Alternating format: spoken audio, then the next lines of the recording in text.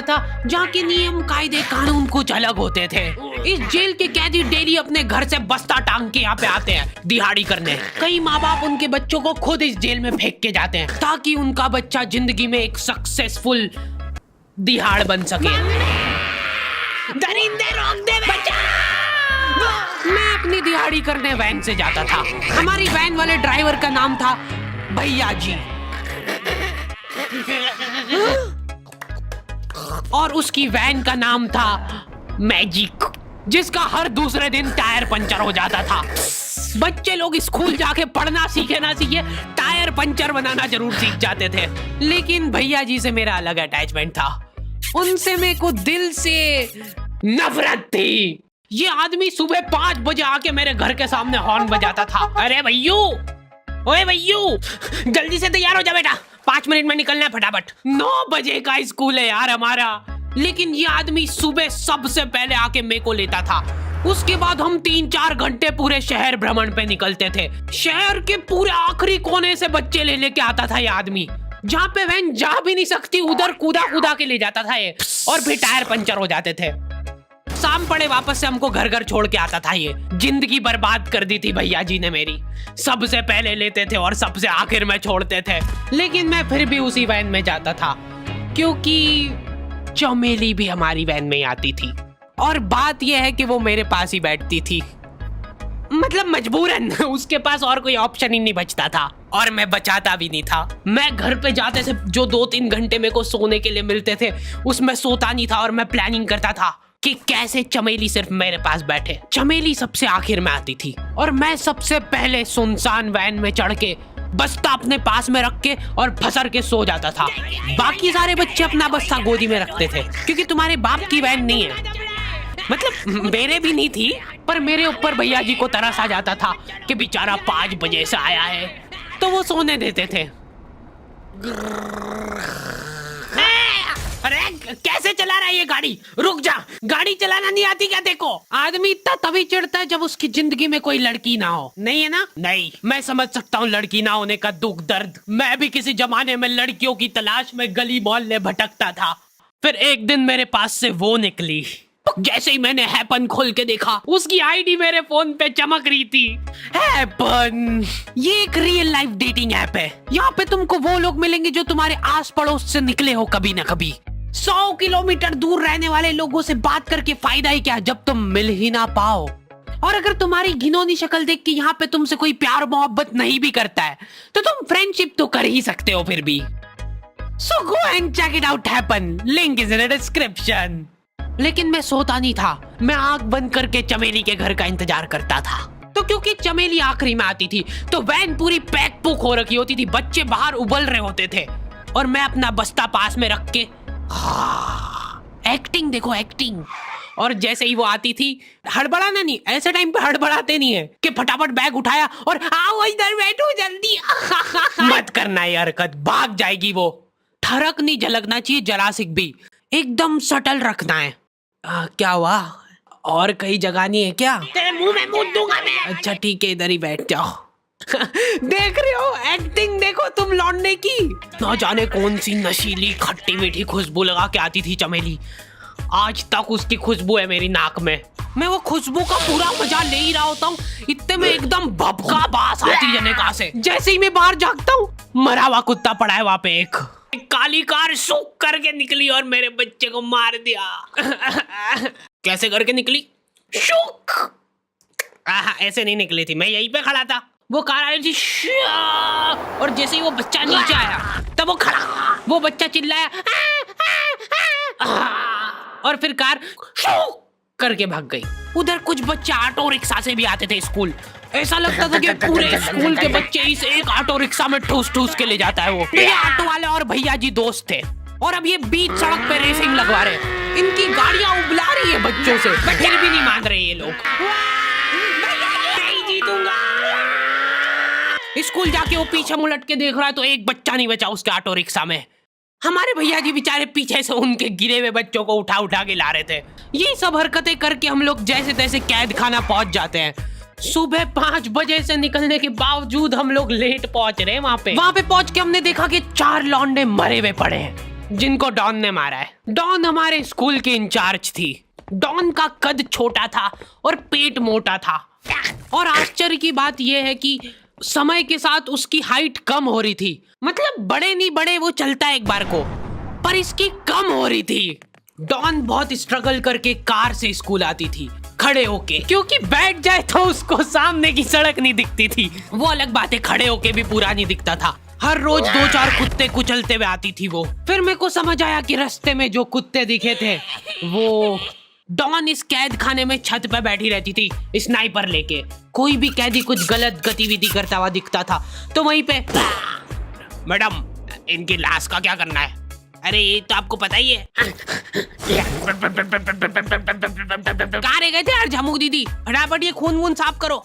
झमू दीदी बुलेट से स्कूल आते थे और ये अफवाह फैली हुई थी पूरे स्कूल में कि उनके घर पे मर्सिडीज भी है। लेकिन झमू दीदी हम्बल रहना पसंद करते हैं। ऐसा कहा जाता था कि ये स्कूल ऑन पेपर झमू दीदी के नाम पे ही है, पर वो हम्बल रहने के लिए यहाँ पे झाड़ू पोछा लगाती है। वैसे मैडम इन्होंने करा क्या था? गैर कानूनी पेन फाइट का सट्टा खेलते थे ये लोग क्लास में। उससे मेरे को प्रॉब्लम नहीं है, मेरे को क्यों नहीं? हाँ, हमारी क्लास में पेन फाइट का सट्टा चलता था। हमारे इधर जो लौंडा पेन फाइट में जीतता था, सामने वाले का पेन उसका हो जाता था।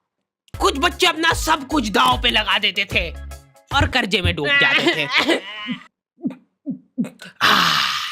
फिर भी वो लोग हार नहीं मानते थे और अपने दोस्त से पेन उधार लेके खेलते थे और वापस हार जाते थे। तो अब क्लास में कुछ बच्चों के पास पोटला भर के पेन पड़ा है और कुछ बच्चों के पास पेन ही नहीं है।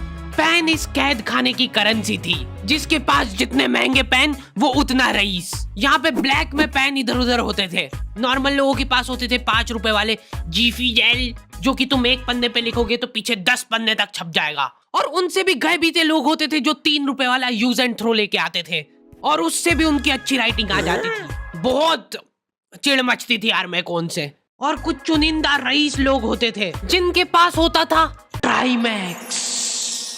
हर बच्चे का सपना होता था कि उसके पास एक ट्राईमैक्स हो, साथ में आसपास 2-4 लड़कियां हो। मेरे को प्लीज मेरे को यहाँ पे ऑटोग्राफ दे दो। ये लो ट्राईमैक्स किंग के। ये ट्राईमैक्स क्या बात कर रही है, सही में एकदम रईस लोग ही अफोर्ड कर पाते थे ट्राईमैक्स। वो बाबड़े भी एक एक अक्षर लिख के रिफिल खोल के देखते थे। खाली हो रही है तो एक बार एक रईस बच्चे का ट्राईमैक्स चोरी हो गया। पूरे स्कूल में हाहू मच गई थी। वो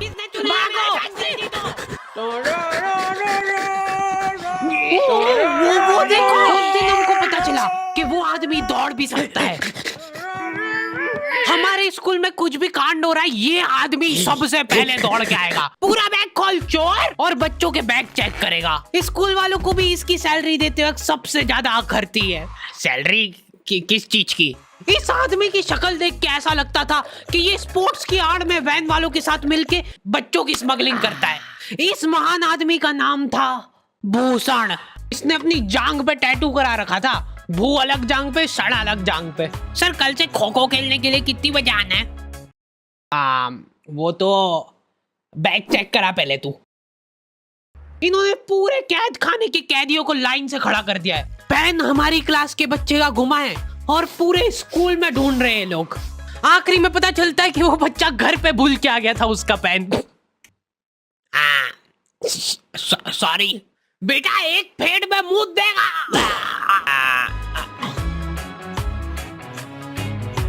ऐसे तो नमूने बच्चे थे हमारे स्कूल में, और टीचर लोग उनसे भी गए बीते थे। हमारे स्कूल में टीचरों को उनके नाम से कोई जानता ही नहीं है। बच्चों ने उनकी हरकतों के अनुसार टीचरों के नाम रखे हुए। हमारे इंग्लिश वाले टीचर का नाम था छोटा भीम। इससे चिड़चिड़ा आदमी मैंने आज तक नहीं देखा। छोटा भीम की हॉबी थी लड़कों को कूटना। उस बेचारे की हाइट छोटी थी तो बच्चे के मुंह तक उसका हाथ ही नहीं पहुंचता था। बेचारा उचक उचक के मारता था, फिर भी कमर तक ही हाथ पहुंच पाता था उसका। एक पॉइंट पे मेरे को ऐसा लगने लग गया था कि उसको सैलरी लड़कों को कूटने की मिल रही है। कभी किसी बच्चे को बहुत ज्यादा मार दिया, घायल हो गया वो बेचारा, ये लो आपका एक्स्ट्रा बोनस। होमवर्क तुम्हारा बाप करेगा क्या? सर मेरे पापा मर गए थे। तू भी मर जा। ये लो। अरे वाह, नहीं चल रही, सांस तो नहीं चल रही है। हाँ कंफर्म मर चुका है ये। ओह ये लो आपका प्रमोशन हो गया है। लड़कियों से उसका अलग अटैचमेंट था। कौन सा परफ्यूम लगा के आई हो? सर थोड़ा दूर रहो। अरे मैं कुछ कर थोड़ी ना। भोली सी सूरत और आंखों में ठरक लेके स्कूल आ जाता था ये daily. So this means that he will jump over it and then he started. ये आदमी इंग्लिश को इंग्लिश में ही ट्रांसलेट करके चल जाता था हमारी नंगी आंखों के सामने। इधर वॉशरूम में मौत का नंगा नाच मचा रखा था लॉन्डो ने। 4 लॉन्डे दिन भर वॉशरूम में जाके खड़े हैं, कुछ भी नहीं कर रहे वो लोग वहां जाके। उनको बस मन की शांति मिलती है वहां जाके। अगले दिन उन चारों ने प्लानिंग करी, कुछ तो प्रोडक्टिव करते यार वहां जाके। अगले दिन वो सब पानी की बोतल लेके गए। अब वो पानी पी पी के हाथों हाथ मूत रहे हैं। और ये टीचर लोगों को प्रॉब्लम क्या है, बच्चे अगर वॉशरूम जा रहे हैं तो एक गया है तो अभी दूसरा नहीं जा सकता है।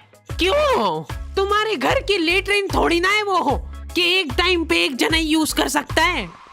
मान लो वो 2 जने अगर वॉशरूम में मिल गए तो वो क्या कर लेंगे ज्यादा से ज्यादा?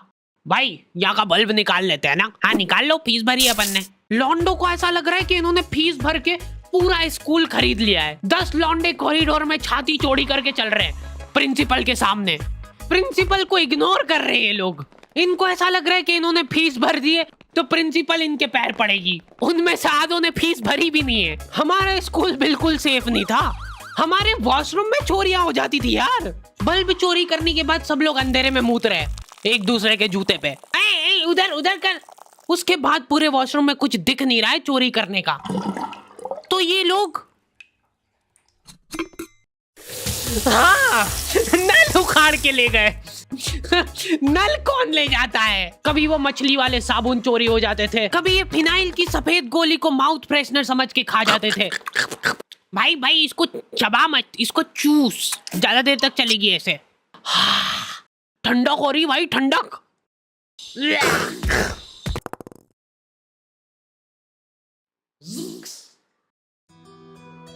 ओके तो दी एंड हो चुका है। होपफुली तुम लोगों को ये वीडियो पसंद आई होगी। अब कोई भी रोएगा नहीं। किधर गया? वो मर चुका है। लो भाई तुमको जो चाहिए था ले आया हूँ मैं। अपने दोस्तों को ब्लैकमेल करो उनकी गंदी फोटोज दिखा के कि उनको ये वीडियो मजबूरन देखना पड़े। बाकी अगर तुमको इसका सेकंड पार्ट चाहिए तो 2.5 लाख लाइक्स कर दो फटाफट। और हैपन चेकआउट करना बिल्कुल मत भूलना, लिंक मैंने डिस्क्रिप्शन में डाल दी है। मिलते हैं नेक्स्ट वीडियो में।